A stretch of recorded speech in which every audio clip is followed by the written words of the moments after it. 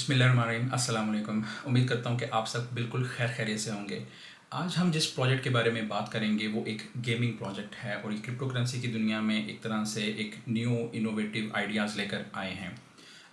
Video में आगे चलकर मैं इस प्रोजेक्ट की प्राइस के बारे में बात करूँगा कि इसकी प्राइस जो है वो किस तरह से ऊपर जा रही है या नीचे जा रही है, किस तरह से ऑपरेट कर रही है, प्राइस एक्शन इसका किस तरह से है। इसके बाद हम इसका वाइट पेपर भी गो थ्रू करेंगे, उसके अंदर जो इम्पोर्टेंट पॉइंट्स हैं वो मैं आपके साथ शेयर करूँगा। फर्दर आगे चलकर इसकी जो टीम है उसके बारे में हम डिस्कशन करेंगे कि वो टीम जो है वो डॉक्स है, वो अनडॉक्स है, उनके अपने पोर्टफोलियोज़ क्या हैं, वो किस तरह से चल रहे हैं। फिर डिटेल में हम ये भी देखेंगे कि हम इस प्रोजेक्ट में अगर इन्वेस्ट कर रहे हैं तो ये आगे उस पैसे का या उन कॉइन्स का ये प्रोजेक्ट क्या कर रहा है, ये कहाँ पे लगा रहा है, हमें उसकी विजिबिलिटी है या नहीं है। और एंड में चल के मैं आपको अपना पोर्टफोलियो भी दिखाऊंगा कि मैंने इस प्रोजेक्ट में कब और कितना इन्वेस्ट किया हुआ है और मैं किस तरह से इसको लेकर चल रहा हूँ, और मैं अपनी स्ट्रेटजी भी आपके साथ शेयर करूँगा। तो लेकिन वीडियो में आगे चलने से पहले मैं यहाँ पे डिस्क्लेमर देना चाहूँगा कि ये मेरी फाइनेंशियल एडवाइस बिल्कुल भी नहीं है। आप अपने फाइनेंसिस को बेहतर जानते हैं, तो अगर आप इस प्रोजेक्ट में इन्वेस्ट करना चाहते हैं या किसी भी प्रोजेक्ट में इन्वेस्ट करना चाहते हैं तो सबसे ज़रूरी बात यह है कि आप अपने फाइनेंशियल एडवाइज़र से कंसल्ट करें और फिर उनके एडवाइस से ही आप किसी भी प्रोजेक्ट में इन्वेस्ट करें। ये बहुत ज़रूरी चीज़ है क्योंकि आपने अपने सभी एक्सपेंसेस को और सभी चीज़ों को खुद ही मैनेज करना होता है। तो चलिए चलते हैं फिर वीडियो की तरफ। आज का जो हमारा प्रोजेक्ट है वो है प्लेबल गेमिंग और ये Web3.o पे है। शायद आपको पता हो गाला प्रोजेक्ट के बारे में। गाला कॉइन जो है वो एक प्ले टू अर्न कॉइन है और वो जो प्रोजेक्ट है वो भी एक गेमिंग प्रोजेक्ट है। जिस तरह से एक्जी इन्फिनिटी वो भी एक play to earn gaming project है, यानी कि आप उसमें एसेट्स को ख़रीदते हैं और फिर आप या उन एसेट्स से ख़ुद खेल सकते हैं या फिर उन एसेट्स को आप रेंट आउट कर देते हैं और फिर उसमें से आपको जो है कमीशन मिलता है। तो इसी तरह गाला नोड्स भी हैं। तो उसके अंदर जब आप गाला नोड के जो उसका जो कोर प्लेटफॉर्म है उसके ऊपर जो गेम्स हैं, जब वो गेम्स खेली जाती हैं तो उन खेलने वालों को उसके पैसे मिलते हैं और उस टर्म को कहा जाता है प्ले टू अर्न गेम्स। तो जो गाला नोड्स हैं वो उनकी प्राइस बहुत ज़्यादा बढ़ चुकी है। उनकी जो प्राइस है वो ऑलमोस्ट $100,000 तक पहुंच चुकी है। जब वो स्टार्ट हुई थी नोट्स को, जब गाला ने स्टार्ट किया था अपने नोट्स को सेल आउट करने के लिए, तो तब उनकी प्राइस जो थी वो फ्यू हंड्रेड डॉलर्स थी, कुछ $100 से करके फिर $1000 तक की, और अब $1,00,000 तक उसकी प्राइस जा चुकी है अगर आपने उसकी एक नोट को एक्वायर करना है। तो अब ये हुआ है कि जो प्लेबल गेमिंग इन्होंने जो कॉन्सेप्ट निकाला है ये वही गाला वाला ही कॉन्सेप्ट है। हम इसमें ये कह सकते हैं कि जैसे गाला एक कोक थी और अब प्लेबल जो है वो एज अ पेप्सी के तौर पर मार्केट के अंदर आ रही है। तो हम इस तरह से थोड़ा सा एक रफ सा कंपैरिजन इनमें कर सकते हैं। तो ये लोग भी यही करना चाह रहे हैं कि ये लोग को प्लेटफॉर्म अपना लेके आना चाह रहे हैं और उसके ऊपर डिफरेंट गेमिंग डेवलपमेंट जो कंपनीज़ हैं उनसे रब्ता करके ये वो इनसे रब्ता करें तो वो ताकि इनका प्लेटफॉर्म को यूज़ कर सकें, लेकिन होगा सब कुछ प्ले टू अर्न। तो इसकी डिटेल्स में जब अगर हम जाते हैं तो ये इनका यूज़र इंटरफेस, इनकी वेबसाइट का एड्रेस है, तो जहाँ पे आप डिफरेंट टैब्स ऊपर देख सकते हैं। जो इनकी मास्टर नोड्स हैं, let me grab this a bit, अपनी थोड़ा सा शॉर्ट कर दो जी। तो यहाँ पे आप देख सकते हैं कि टोटल नोड्स जो ये लोग ऑफ़र कर रहे हैं वो हैं 50,000 नोड्स, यानी कि 50,000 का कैप है, उससे ज़्यादा नहीं होंगे और उससे कम नहीं होगी। ये उन्होंने मार्केट में लगाई हुई हैं सेल के लिए कि इतनी ये नोड्स सेल करेंगे इन द फ्यूचर। और अभी तक जितनी नोड्स सोल्ड हो चुके हैं वो हैं 3856, 50,000 में से ये सोल्ड आउट हो चुकी हैं। अच्छा, अब अगर आपके पास एक नोड इनका है, अगर आपने बाय किया हुआ है तो उस नोड होल्डर को 776 कॉइन्स पर डे मिलेंगे एवरी नोड होल्डर को। तो जितने भी इसमें घुस चुके हैं उनके पास नोड्स हैं उनको पर डे इतने कॉइन्स मिल रहे हैं उस नोड को रखने की वजह से। और ये वही जो रिमेनिंग नोड्स रह गई हैं $50,000 में से। अच्छा, अब जो इसकी करंट प्राइस है वो है $3,900 जो कि लगभग 48.15 AVAX टोकन बन रहा है। ये प्रोजेक्ट भी एवलॉन्च की ब्लॉकचेन पे है। जैसे कि मैंने पहले बताया कि आजकल जो मोस्टली जो प्रोजेक्ट्स आ रहे हैं वो एवलॉन्च की चेन पर आ रहे हैं, स्पेशली जो नोड प्रोजेक्ट्स हैं या जो गेमिंग प्रोजेक्ट्स हैं। क्योंकि इसकी फ़ीस बहुत कम है, इसका टैक्स बहुत कम है, मेंटेनेंस फ़ीस बहुत ही ज़्यादा कम है। तो इसलिए जो डेवलपमेंट कंपनीज़ हैं वो प्रेफर कर रही हैं कि वो एवलांच पे आएँ। तो अच्छा, यहाँ पे मैं थोड़ा सा आपको ये बताता हूँ कि जैसे ही इनकी 100 नोड्स बिक जाती हैं, सेल हो जाती हैं, तो इनकी जो प्राइस है वो $100 बढ़ जाती है। जैसे कि नहीं यहाँ पे लिखा हुआ है कि 44 नोट्स रह गई हैं। जब ये 44 पूरी बिक जाएंगी, सेल आउट हो जाएंगी, तो फिर इसकी जो नेक्स्ट प्राइस है वो $4000 हो जाएगी। और फिर जब उसके ऊपर मज़ीद 100 बिक जाएंगी तो फिर $4100 हो जाएगी। यानी कि हर 100 नोट जैसे बिकती है, सेल होती है, तो इनकी प्राइस जो है वो $100 बढ़ जाती है। और इसमें एक दूसरी बात ये भी है कि जो कॉइन्स पर डे आपको मिलते हैं ये फिक्स्ड कॉइन्स नहीं हैं, ये रिलेटिव हैं number of nodes sold out पे। यानी कि जितनी नोड्स सोल्ड होती रहेंगी, number of coins per day की जो क्वांटिटी है वो उतनी कम होती जाएगी। लेकिन उससे ये होगा कि कॉइन्स की क्वांटिटी तो कम होती जाएगी, लेकिन आपके पास जो टोकन की, इस कॉइन की जो प्राइस है वो बढ़ती जाएगी। मैं आगे जाके आपको इसकी प्राइस भी बताता हूँ वीडियो में। तो ये एक मेन है कि ये रिलेटिव टर्म में चल रहा है। यानी कि अगर आपको आज 1776 कॉइन्स मिल रहे हैं, तो हो सकता है कि कल आपको इतने ना मिले, आपको हो सकता है कि 1770 कॉइन मिले। तो आप कहें कि मुझे 6 टोकन क्यों नहीं मिले हैं, वो इसलिए नहीं मिल रहे क्योंकि ये रिलेटिव है नंबर ऑफ नोड से, कि जितनी नोड्स ऊपर जाएंगी कॉइन्स पर डे नीचे आएंगे, लेकिन प्राइस उतनी ऊपर जाएगी। तो ये इस तरह से कुछ वर्क करता है। ये सेम फिनोमेना जो है ये गाला नोट्स के साथ भी बिल्कुल इसी तरह से हुआ था कि जैसे जैसे नोट बिकती थी, रिवॉर्ड्स उसमें कम होते थे, लेकिन गाला की जो टोकन प्राइस है वो ऊपर बढ़ती जाती थी। फर्दर इनका जो वाइट पेपर है वो भी आगे चल के पढ़ते हैं। नोट्स अगर आपने बाय करनी है इसकी और या डिस्कॉर्ड को ज्वाइन करना है तो वो भी आप यहाँ से इनका कर सकते हैं। अच्छा, अगर आपने नोट बाय करनी है इनकी, तो ये आपको यहाँ पे इनके कॉन्ट्रैक्ट एड्रेस पे ले जाएगा। सिंपली अगर आपने करनी हो तो आपको मेटामास्क कनेक्ट करना पड़ेगा। आप मेटामास्क जब अपना कनेक्ट कर लेंगे तो फिर आपको वहाँ पे एविक्स टोकन्स को कन्वर्ट करना पड़ेगा इनके बुल टोकन्स में। तो ऑटोमेटिकली आपकी जब आप कन्वर्ट करेंगे, उसको साइन करेंगे ट्रांजैक्शन को, तो उतने जो बुल टोकन्स हैं वो नोड आपकी बन जाएगी, नोड क्रिएट हो जाएगी। और फिर आपने add bull token to wallet कर लेना है ताकि डेली के जो रिवॉर्ड्स हैं वो आपके वॉलेट में एयर ड्रॉप हो जाया करेंगे डेली बेसिस पे। आगे चल के जब हम इनकी वेबसाइट को ज़रा एक्सप्लोर करते हैं तो इन्होंने एज अ टेम्पलेट आप अभी कह सकते हैं कि जो रोबोट लोगोस, इन्होंने एक गेम यहाँ पे रखी हुई है कि आगे चलकर ये अभी इसका प्रोटोटाइप आप कह सकते हैं कि किस तरह से ये काम करेगी। तो उसकी इन्होंने थोड़ी सी डिस्क्रिप्शन दी हुई है कि जो इनके प्लेटफॉर्म पे ये लोग अभी इसके ऊपर काम कर रहे हैं कि ये उसके अंदर मिशंस किस तरह से होंगे और आप किस तरह से अर्न कर सकेंगे। तो ये एक उसका एक प्रोटोटाइप उन्होंने दिया हुआ है। इसके अलावा यू गेम हियर का मतलब ये है कि जैसे कि मैंने आपको पहले बताया कि लेट्स से आप एक गेम डेवलपर हैं या आपके सर्कल में कोई ऐसा ग्रुप है या कोई है जो अच्छा एक गेम डेवलपर है और वो गेम बनाना चाह रहा है, उनको आइडिया है गेमिंग का। तो बजाय कि वो Ubisoft के पास जाएँ, वो EB गेम्स के पास जाएँ बजट की वजह से, या जो भी सर्कमस्टांसेस हो सकते हैं, आपके पास अगर कोई कॉन्सेप्ट है, गेमिंग कॉन्सेप्ट है, तो आप इनके प्लेटफॉर्म को यूज़ करते हुए उसके ऊपर अपनी गेम को डेवलप कर सकते हैं। तो ये दो काम कर रहे हैं, ये अपनी गेम भी डेवलप कर रहे हैं और इस तरह फिर बाकी जो डेवलपर्स हैं उनको ये इनवाइट कर रहे हैं कि वो आके इनके साथ काम करें, उनके प्लेटफॉर्म को यूज़ करें गेमिंग डेवलपमेंट के लिए। फर्दर जब हम इसकी डिटेल्स में जाते हैं तो यहाँ पे आप देख सकते हैं कि ये इस टाइम इस टोकन की प्राइस है। तो अगर हम इसमें रफ सी कैलकुलेशन करें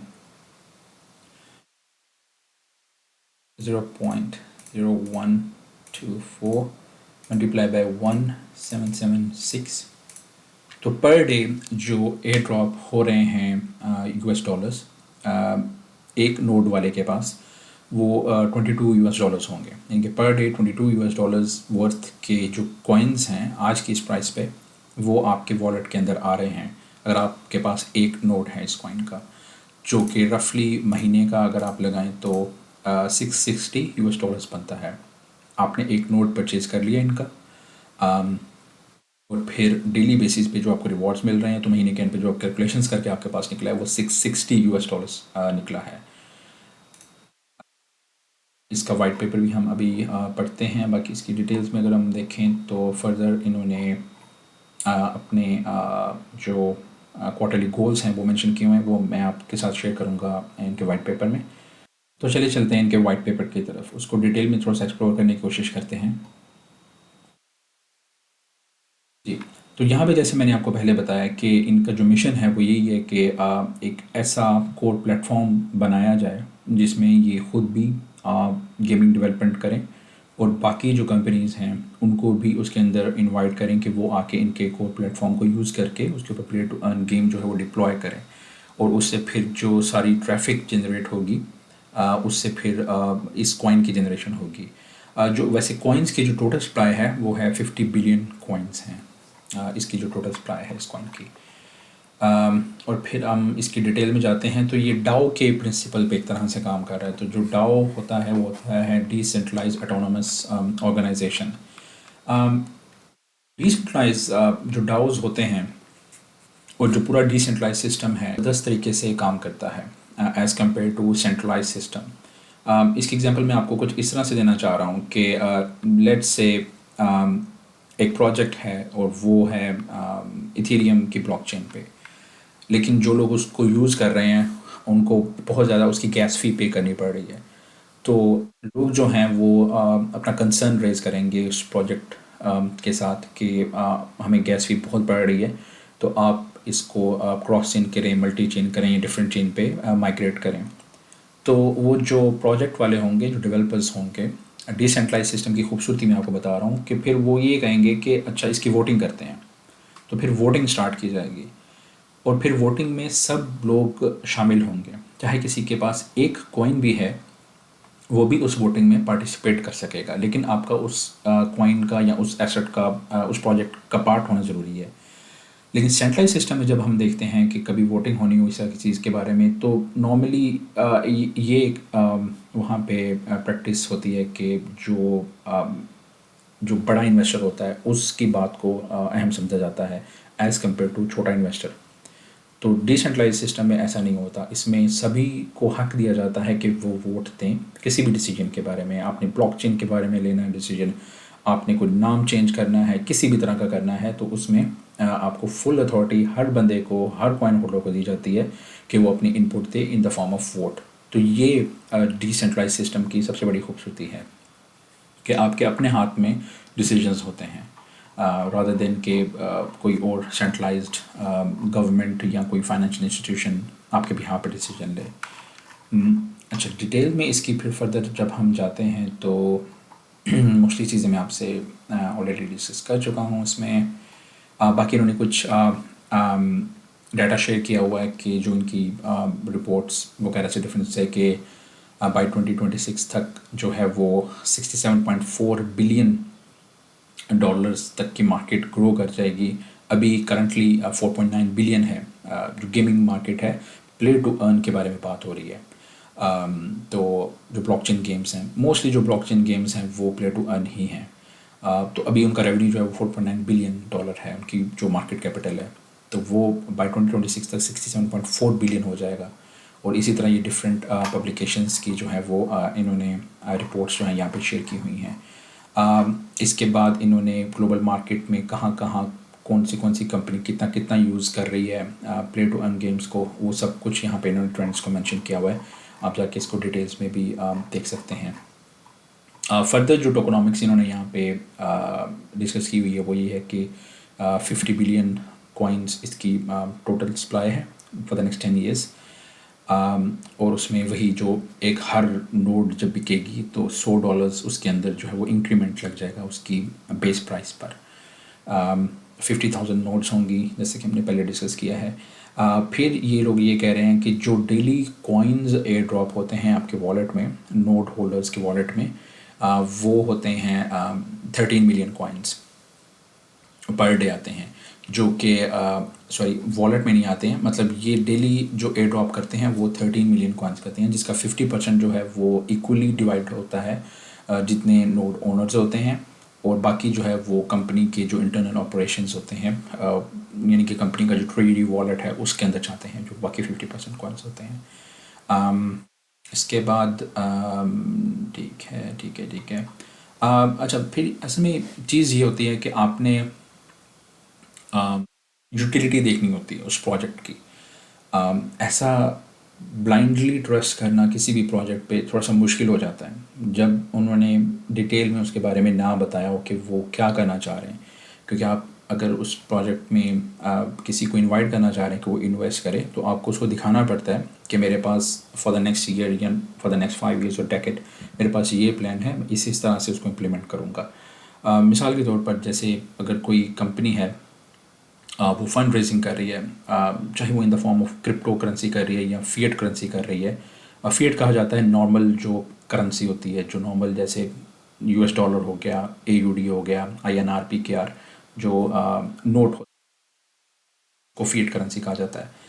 तो अगर कोई कंपनी है वो फंड रेजिंग कर रही है और वो in the form of let's say crypto currency आपसे फंड्स ले रही है, और उनका इनिशिएटिव है कि हमने एनवायरमेंटल सस्टेनेबिलिटी के लिए हमने इतने बिलियन के ट्रीज़ लगाने हैं, तो यहाँ से फिर आपको होता है कि यार अच्छा, मैं इसमें अगर इन्वेस्ट कर रहा हूँ तो ये किसी पर्पज़ के लिए जा रहा है, और उसकी विजिबिलिटी होती है।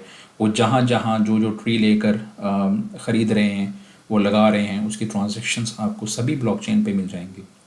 तो ये मैं आपको एग्जांपल दिया है। तो इनकी यूटिलिटी ये है कि ये जो कोर प्लेटफॉर्म बनाना चाह रहे हैं सबनेट्स के ऊपर अपनी ब्लॉकचेन बनाकर, और फिर उसको ये पब्लिक के लिए खोलना चाह रहे हैं कि लोग आएँ और उसके अंदर अपनी गेम्स को डेवलप करें, और फिर एक वहाँ से एक रेवेन्यू का साइकिल जनरेट हो सबके लिए, डेवलपर्स के लिए, गेम खेलने वालों के लिए। अभी हम जो गेम खेलते हैं, ब्लॉकचेन के अलावा जो गेम्स खेली जाती हैं उसके अंदर हमें कोई उस तरह से अर्निंग नहीं होती, हम अपना बस टाइम ही वेस्ट कर रहे होते हैं। हाँ, फ़न पार्ट तो ऑब्वियसली होता ही है, उसमें तो कोई इशू नहीं है, फ़न पार्ट के लिए तो हम खेल रहे होते हैं, लेकिन उसमें हम कोई रेवेन्यू जनरेट नहीं कर रहे होते, हमारी कोई अर्निंग उसमें नहीं हो रही थी। तो ये ब्लॉकचेन गेम्स की सबसे बड़ी खूबसूरती ये है कि ये आपको प्ले टू अर्न गेम्स की वजह से आपको इस काबिल बनाती हैं कि चलें आप फ़न भी हासिल कर रहे हैं उसका गेम खेलने से, लेकिन वो फ़न आपका एक अच्छी एक्टिविटी में भी कन्वर्ट हो गया है कि आपका रेवेन्यू बढ़ रहा है, आपकी इनकम उससे थोड़ी सी आ रही है। जैसे भी इनका प्रोसेस कंप्लीट हो जाएगा तो उसके बाद ये फिर नोड फ़ी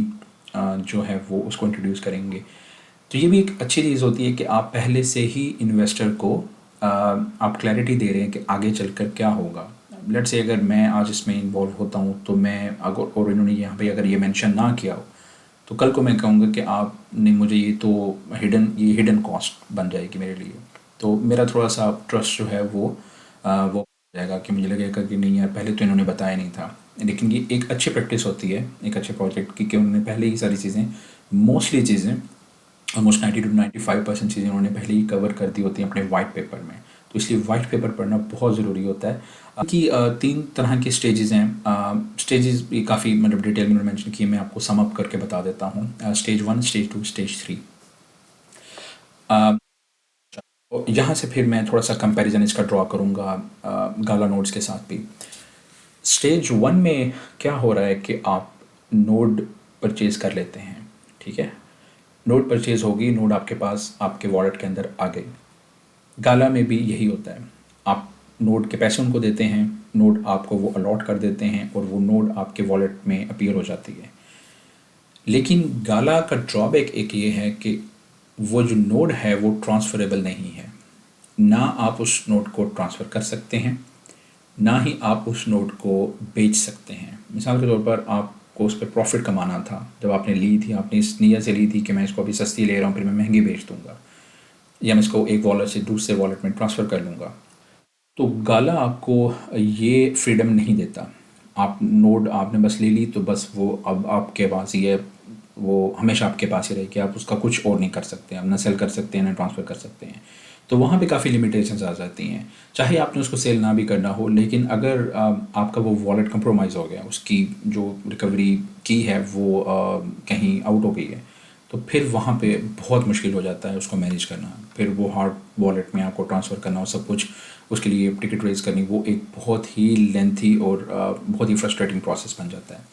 तो इन्होंने क्या किया है, इन्होंने उस कमी को ओवरकम करने के लिए इन्होंने ये कहा है कि अगर आप नोड आपने ले ली है, नोड आपके वॉलेट में आ गई है, तो उसके कॉरस्पॉन्डिंग एक एनएफटी ये आपको अलॉट कर देते हैं। आगे चल के मैं आपको दिखाता हूँ कि जो मेरे पास इसकी नोड है उसका एनएफटी कैसे दिखता है। अच्छा, स्टेज 2 में इन्होंने ये कहा है कि जो भी नोड होल्डर्स होंगे उनसे कहा जाएगा कि वो इनके जो ब्लॉकचेन का जो नेटवर्क है उसके साथ कनेक्ट हो जाएं। वो कनेक्टिविटी की स्टेज आएगी, उसके अंदर आपको एक सर्वर चाहिए होगा। इन सिंपल वर्ड्स आपको एक लैपटॉप या कंप्यूटर उस काम के लिए डेडिकेटेड चाहिए होगा, जो हर वक्त चलता रहना चाहिए होगा, ताकि उनके सिस्टम के साथ हर वक्त वो कनेक्ट रहे। इस टाइम तक आप पर कोई लिमिट नहीं है कि वो कंप्यूटर सिस्टम उसकी स्पेसिफिकेशन हाई होनी चाहिए या लो होनी चाहिए, बस वो नॉर्मल स्पेक्स का जो सिस्टम होता है वो भी चलेगा, क्योंकि अभी सिर्फ कनेक्टिविटी ही आपकी होनी है इनके कोड प्लेटफॉर्म के साथ। सेकंड स्टेज ये है। जो थर्ड स्टेज है वहाँ पे चीज़ें थोड़ी सी टर्न अराउंड हो सकती हैं। वो इन अ वे के कनेक्टिविटी स्टेज 2 में हो गई थी, अब स्टेज 3 में है। तो फिर स्टेज 3 में जब गेम की इम्प्लीमेंटेशन आएगी, मतलब गेमिंग प्लेटफॉर्म की ओवरऑल, तो उसमें फिर एवलॉन्च नेटवर्क को इनको पावर देनी पड़ेगी। मिसाल के तौर पर जो आप में से लोग गेम्स खेलते हैं तो उसमें कुछ गेम्स ऐसी होती हैं कि जो लो ग्राफिक कार्ड्स पे भी चल जाती हैं, लो सिस्टम रिक्वायरमेंट्स होती हैं, और कुछ गेम्स होती हैं जिनकी बहुत हाई सिस्टम रिक्वायरमेंट्स होती हैं। तो इसी तरह इसके अंदर भी फिर जो थर्ड स्टेज होगी उसके अंदर सिस्टम रिक्वायरमेंट्स थोड़ी सी चाहिए होंगी। अभी उन्होंने वो मेंशन नहीं की वो कितनी चाहिए होंगी, लेकिन चाहिए होंगी। तो फिर उसमें आपके पास ऑप्शन होगा कि आप अगर वो उसको रन नहीं करना चाहते हैं तो आप in the form of NFT अपनी नोड बेच दें। अगर आपके पास कोई सेपरेट सिस्टम पड़ा हुआ है जिसके ऊपर आप उन नोड्स को रन कर सकते हैं तो आप उनको वो रन कर लीजिएगा।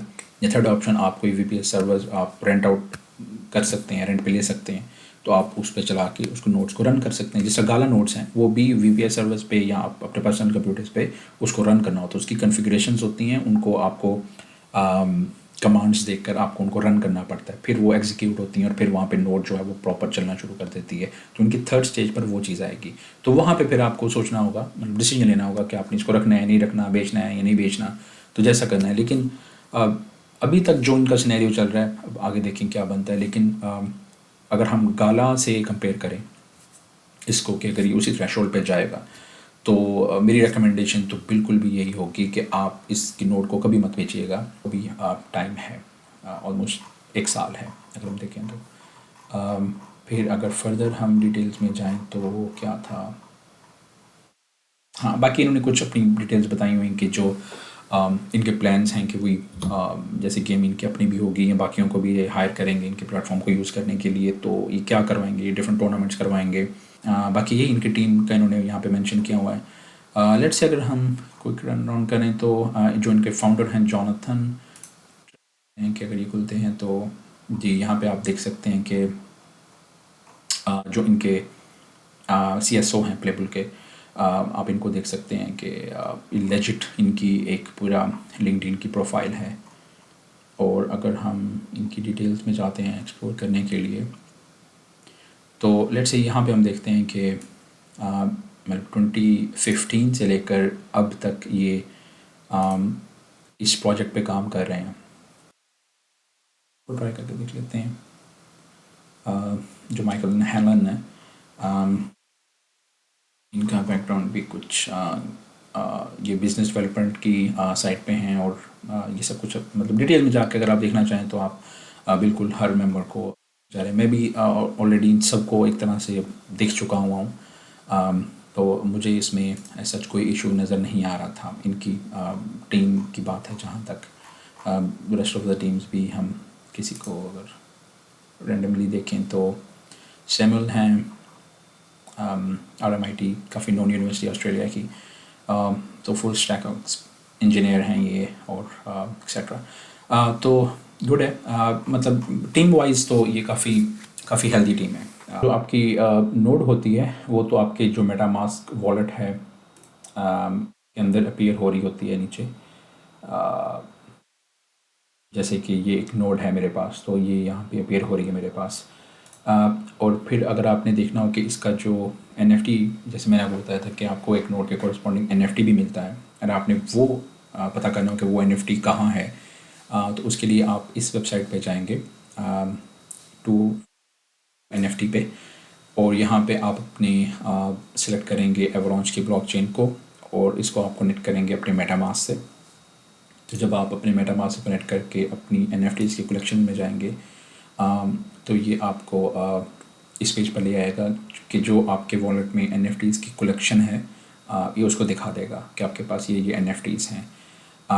तो ये देखें, ये आप देख सकते हैं कि एवलॉन्च की जो चेन पर मेरे पास बुल का जो प्ले बुल का जो NFT है, जो नोड के कॉरस्पॉन्डिंग NFT है, वो ये यहाँ पे पड़ा हुआ है विद ब्लू टिक पड़ा हुआ है, जो कि वेरीफाइड है। जब मैं इसको क्लिक करता हूँ तो यहाँ पे ये मुझे दिखा देता है कि दिस कलेक्शन इज़ वेरीफाइड, ये वेरीफाइड कलेक्शन है, इसलिए इसका ब्लू टिक है।